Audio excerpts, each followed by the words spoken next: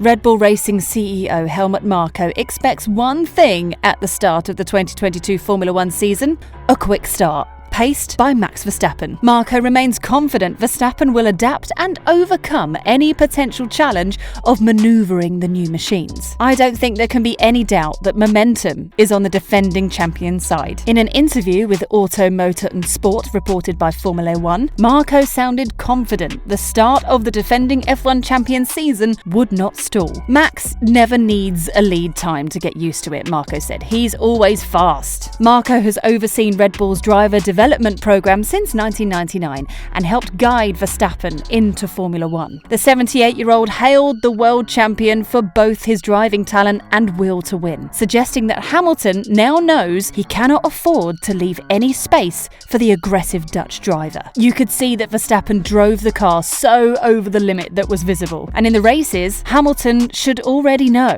that you can't leave the smallest gap open at Verstappen. He's already stabbing you before the other person sees him in the rearview mirror. The incredible willpower with the necessary talent makes all the difference." Verstappen's first world title ended a 7-year run of dominance for Mercedes in the Drivers' Championship and denied Hamilton a record 8th title. The Mercedes driver is tied with Michael Schumacher as the most successful Formula One driver in history. Marko believes Verstappen, 24, could end up being talked about in similar terms to the pair and other greats, recognising shared traits that the Dutchman also possesses. "It's impossible to compare because they're different periods, but what they all have is a complete focus." Marko elaborated on Verstappen's comparisons with Schumacher and Ayrton Senna. "You could also call it ruthlessness. There's nothing else but I want to win and I'll do anything for it. And they grow beyond possibilities that don't normally exist. That reminds me of Max's qualifying lap in Jeddah, even if it didn't work out then. The industry's new cost-cutting technology should benefit, not hinder, Verstappen's potential title defence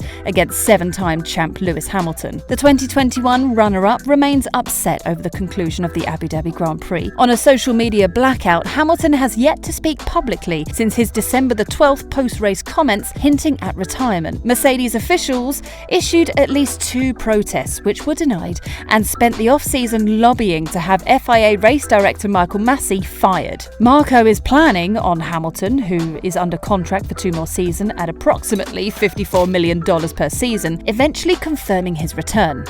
When Lewis speaks to the media for the first time since his post-race remarks on December the 12th, Marko expects media hype surrounding a Verstappen-Hamilton rematch to begin ramping up. Verstappen likely will need to duplicate his quick start from a year ago in a bid to repeat. Last season, during the opening 9 events, he collected 5 wins, 3 second-place finishes, and 4 fastest lap times. Verstappen missed only 1 podium during that streak following the Azerbaijan GP on June the 6th. He did, however, record the fastest lap. He recovered quickly and captured the next 3 GP races. Eyeing a quick start, Marko has targeted his 2022 objective. That's to become world champion again. To achieve consecutive fast starts, Marko revealed Red Bull is working on the team's engines to gain additional horsepower, with the switch to E10 petrol. New F1 machines are experiencing a decrease in about 20 horsepower, according to Ferrari team principal Mattia Binotto. Marko is confident team engineers and mechanics will contain the issue before the season-opening Bahrain GP on March the 20th. "Honda is working hard to adapt the engine," Marko said. "I hear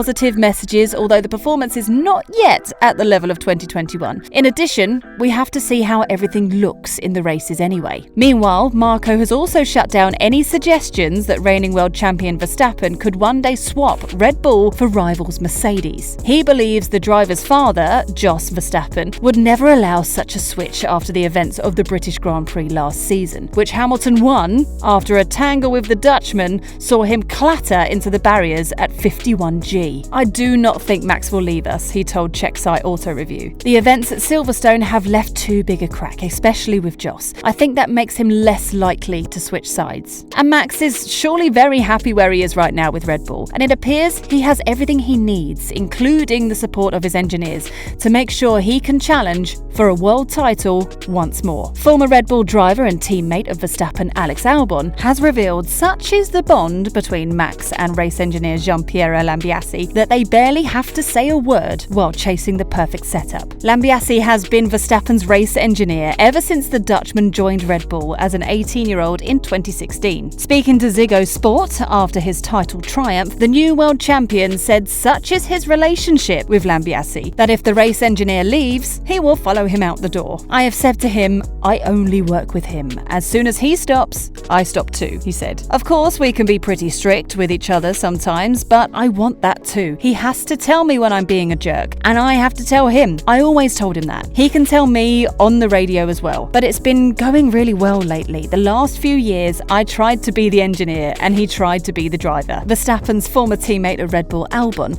has shared a few more details about the Dutchman's special bond with his engineer. That bond is impressive, Albon told Formula One magazine. Max and Jean-Pierre rarely talk about details because they can understand each other so well. During a race weekend, they don't need to spend hours talking about car setups. Sometimes they even have the car in order after 10 to 15 minutes. Lambiase was the man on the mic when Verstappen made his Red Bull debut in early 2016, the driver winning the Spanish Grand Prix on his debut. He has since gone on to increase his win tally to 20 Grand Prix, taking 60 podium finishes and claiming 13 pole positions. And of course, he now has a world title, having won the 2021 Drivers' Championship. Albon says he is impressed with how the 24-year-old goes about his business. He lets the driving speak for himself, he said. It is mainly the confidence he has in his team. You notice this in the way he treats his engineer. Max focuses on driving, and the people behind the scenes are busy with their duties. So Max has a great relationship with his team at Red Bull, but the world champion has been speaking about the people behind the scenes at F1 and what has, at times, been a difficult relationship. But he insists that no longer exists. Max insists there is no bad blood between him and F1 stewards, despite heading into the 2022 campaign on 7 penalty points. The world champion could even be in danger of a one-race suspension in 2022 if he incurs 5 more points between the opening race in Bahrain on March the 20th and the Italian Grand Prix in September, which comes the day before the first of his penalties expires. Since the penalty point ruling was introduced in 2014, no driver has of yet triggered the number that merits the ban. It was in Monza last year where Verstappen was deemed responsible for an on-track collision with Lewis Hamilton, with the British driver's halo saving him from a potentially catastrophic head collision with the Dutchman's Red Bull vehicle. As a result, the 24-year-old was given a grid penalty for the next race in Russia, and also received one in Qatar after failing to adhere to yellow flag instructions in qualifying. In Saudi Arabia, Verstappen was given a 10-second time penalty and was later disciplined again for appearing to slow down in front of Hamilton, causing damage to his rival's mirror, having been ordered to give up his lead by officials. Following the race in Jeddah, Verstappen claims he was treated differently to other F1 drivers and has now moved to play down any perceived animosity between him and race officials. Overall, I had a really good relationship with the stewards. Even when I saw them, there is no bad blood there, he said. He also argued it was natural for a team to assess and ultimately seek to improve relations with officials. There are always things, for example, we're also looking at how to improve as a team for next season. It's quite natural to look at everything. Cynics may attribute Verstappen's apparent climb down over his treatment of what transpired at the Abu Dhabi Grand Prix, where he took his maiden title in highly controversial circumstances. For the second time in his career, Verstappen earned a nomination by Laureus World Sports Awards for an international honour celebrating athletic achievements. Verstappen earned a nomination as the 2021 Sportsman of the Year. In 2016, he was among the Breakthrough of the Year candidates, according to Formula One. Also on the awards docket, Mercedes F1 team is up for the 2021 Sports Team of the Year.